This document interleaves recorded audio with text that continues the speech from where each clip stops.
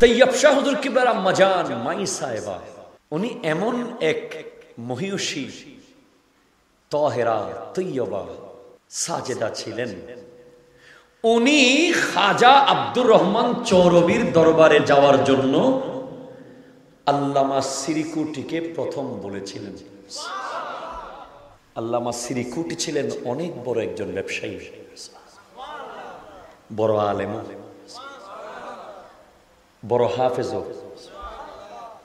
হাফেজ আলেম আবার ব্যবসায়ী কেন? কারণ উনি দ্বীনের খেদমত করতেন নিজের পকেটের টাকা দিয়ে। তো উনি এক পীরের কাছে বায়াত হয়েছিলেন, প্রথমে দরবারে গিয়েছিলেন, গিয়ে দেখতেছেন ওই পীরের মধ্যে আল্লাহর ওয়ালা, আল্লাহর ধ্যান, আল্লাহর প্রতি মগ্নতা কম, দুনিয়াদারি বেশি। তখন তিনি খুব বেচাইন হয়ে গেলেন। মাই সাহেবাকে বললেন, আচ্ছা আমি এক পীরের কাছে গেলাম, ওই পীর দেখতেছি দুনিয়াদারি বেশি, আছে না নাই? বর্তমানে এরকম পীর তো নাই, সব তো আল্লাহওয়ালা পীর, দুনিয়াওয়ালা আছে। তো মাই সাহেবা বলছেন, শুনেছি এখানে খাজা আব্দুর রহমান চৌরবি নামে একজন বড় আল্লাহর ওলি আছে, আপনি একটু কোনো যাবেন, একটু গিয়ে দেখেন না, হয়তো আপনি যেরকম পীর খুঁজতেছেন আল্লাহওয়ালা ওরকম হতে পারে। বলে যাব নাকি যাব না, যাব নাকি যাব না। একজনের কাছে গেছি, ওনাকে তো কেমন কেমন মনে হচ্ছে, আর কি খাঁটি পীর পাবো? বলে একটু গিয়ে দেখেন না। হাই হাই হাই, কোত্থেকে কি আসতেছে। এবার একটু খাজা আব্দুর রহমান চৌরবির দিকে যাই রহমতুল্লাহ আলাইহি রাদিয়াল্লাহু তাআলা। ভাই গোরা দেখতে হবে, মনে রাখবেন নিয়মিত সন্তান জন্ম হয়, বিয়ে আপনি 30 বছরে করছেন, 30 বছর পর থেকেই 31, 32, 33 বছর হতে হতে সন্তান দুনিয়াতে আসে। কারো বিয়ের 2 বছর পর হয়, কারো বিয়ের 5 বছর পর হয়। নিয়মিত সন্তানগুলো দ্রুত চলে আসে দুনিয়াতে। কিন্তু কিছু সন্তান আছে নিয়মিত নয়, স্পেশালি পাঠানো হয়। তো খাজা আব্দুর রহমান চৌরবি ওরকম একটা সন্তান, যার জন্মগ্রহণ যখন জন্ম হচ্ছিল তখন ওনার বাবা ফকির মোহাম্মদ খিজিরির বয়স 84 বছর। কয় বছর বলেন না বাবা? 84 বছর বয়সে সন্তান আর বাপ একই সাইজের হয়ে যাওয়ার কথা। কেউ যদি 30 বছর বয়সে শাদী করে, 31 বা 32 বছরে যদি সন্তান হয়, 84 বছরে তো সন্তানের বয়স 50 বছর হয়ে যাবে, ঠিক কিনা বলেন না?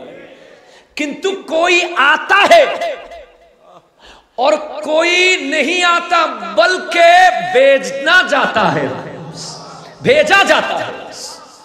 কেউ আসে আর কাউকে পাঠানো হয়। মুজাদ্দিদরা আসে না, ইন্নাল্লাহা ইয়াবআসু, তাদেরকে আল্লাহ পাঠায়। জোরে বলেন সুবহানাল্লাহ।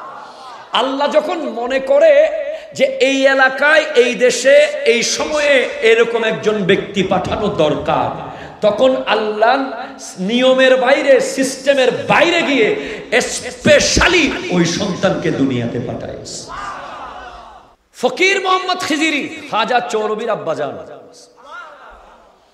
ওনার বয়স যখন 84, এগুলো আমার কোনো বানানো কথা নয়, এগুলো পিএইচডি গবেষণালব্ধ বই, আপনারা দেখে নেবেন। জামিয়ার মহিলা মাদ্রাসার উপাধ্যক্ষ ডক্টর সাইফুল ইসলাম সাহেব মাদ্দাজিল্লুহুল আলী, উনি পিএইচডি ডিগ্রি নিয়েছেন খাজা চৌরবির উপরে, এবং ওই বইটা বিশ্ববিদ্যালয় থেকে নিরীক্ষণ করা হয়েছে। ওখানকার কথাগুলোর রেফারেন্স ঠিকঠাক দেখা হয়েছে। ওখানে লেখা আছে, জন্মগ্রহণ যখন করেছেন খাজা চৌরবি, বয়স যখন 8, ওনার বাপ বলতেছে ফকির মোহাম্মদ খিজিরি, উনিও গৌসে জামান ছিলেন, বলতেছে বাবা একটা খাপের ভিতরে 2টা তলোয়ার থাকতে পারবে না। কয়টা খাপ? একটা খাপে তলোয়ার 2টা থাকতে পারবে না। আব্বু কি বলেন দুইটা তলোয়ার মানে? বলে দুইটা গৌসে যেমন একসাথে থাকতে পারে না জমিনে, একজন থাকবে। বলে আব্বা আরেকটা কে? বলে তুমিও আল্লাহ তোমাকে এত স্পেশাল নিয়ামত দিয়ে পাঠিয়েছে, ও আব্দুর রহমান চৌরবি, তোমার বয়স 8 বছর হলেও তুমি গৌসে জামান হয়ে গেছো। এটা বলে সেই দিন কিংবা তার 2-1 দিনের ভিতরে উনি দুনিয়া থেকে বিদায় নিয়েছেন ফকির মোহাম্মদ খিজিরি। ওই খাজা আব্দুর রহমান চৌরবি কত বড় ওলি, এতটুকু শুধু বলি আপনাদেরকে, ওনার কন্ট্রোলিং পাওয়ার মানুষের কাছে তো ছিল, উনি গাছকেও কন্ট্রোল করতেন। গাছকে আমরা কিতাবে পেয়েছি আমার নবী ডাক দেওয়ার সাথে সাথে গাছ শিকড় সহ উঠে চলে এসেছিল। আরেকটা কিতাবে পেলাম, এখন আরেকটা পেলাম ইতিহাসের, খাজা আব্দুর রহমান চৌরবি রহমতুল্লাহ আলাই, ওনার এক মুরিদ বলতেছে ওনাকে, হুজুর আমি একটু হজে যাব। তো খাজা চৌরবি বলছেন যাও না হজে, অসুবিধা নাই যাও। বলে এই বছর তুমি হজে যাবে, হজে গিয়ে মদিনা পাকে ওই জায়গায় এরকম এই কালারের এই বয়সের এই নামের একজন লোক পাবে, তুমি তাকে আমার এই আমানতগুলো দিও।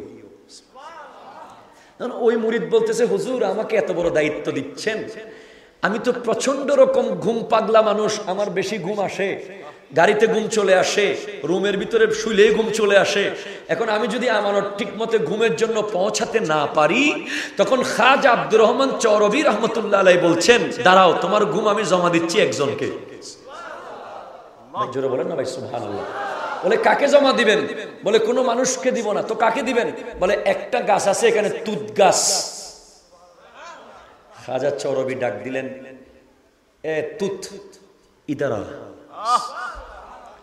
ওই গাছটা শিকড় সহ উঠে হেঁটে হেঁটে খাজা চৌরবির সামনে চলে আসলো এবং বলতে লাগলেন ইসকা নীন্দ मैं तुझको আমানত দে রাহা। এই ব্যক্তির ঘুম আমি তোকে দিচ্ছি। এই ব্যক্তি হজের সফর করে আসা পর্যন্ত তার ঘুমগুলো তুই যাবি। এগুলো ভাই আমার কোনো বানানো কথা না, আপনারা ওই থিসিস দেখবেন লেখা আছে খাজা চৌরবির জীবনের উপরে, পিএইচডি গবেষণা। ওই ব্যক্তি হজের সফর করে আসলো, আসার পরে বলে হুজুর আলহামদুলিল্লাহ গোটা সফরে আমার কোনো মারাত্মক কোনো ঘুম আসে নাই। বলে তো হুজুর আমার সফর কামিয়াব হয়েছে, আমি আপনার আমানত পৌঁছিয়ে দিয়েছি। যা এ তুত ইদারা ইসকা নীন্দ ওয়াপস কর দে, এর ঘুম এখন তাকে তুই দিয়ে দে।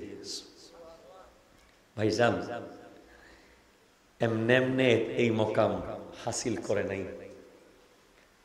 8 বছর বয়সে এমন এক মুজাহেদা করেছেন, এমন এক ধ্যান করেছেন, খাবার দাবার ছেড়ে দিয়ে আল্লাহর ধ্যানে এমন ভাবে মগ্ন হয়েছিলেন খাজা চৌরবি। আরে ভাই 8 বছর বয়সে তো আমরা বালেগো হই না, ঠিক কিনা কথা বলেন? আমাদের উপরে নামাজ পর্যন্ত ফরজ হয় না। সেখানে খাজা চৌরবি 8 বছর বয়সে এমন ধ্যান করেছেন, রক্ত বমি করতে করতে শেষ পর্যন্ত ওনার মুখ দিয়ে সাদা পানি আসা শুরু করলো, রক্ত শেষ হয়ে গেল। খাজা সিরিকুটি বলছেন ऐसा मुराकाबा मुशाहिदा ऐसा रियाजत कभी नहीं सुना और कभी नहीं देखा।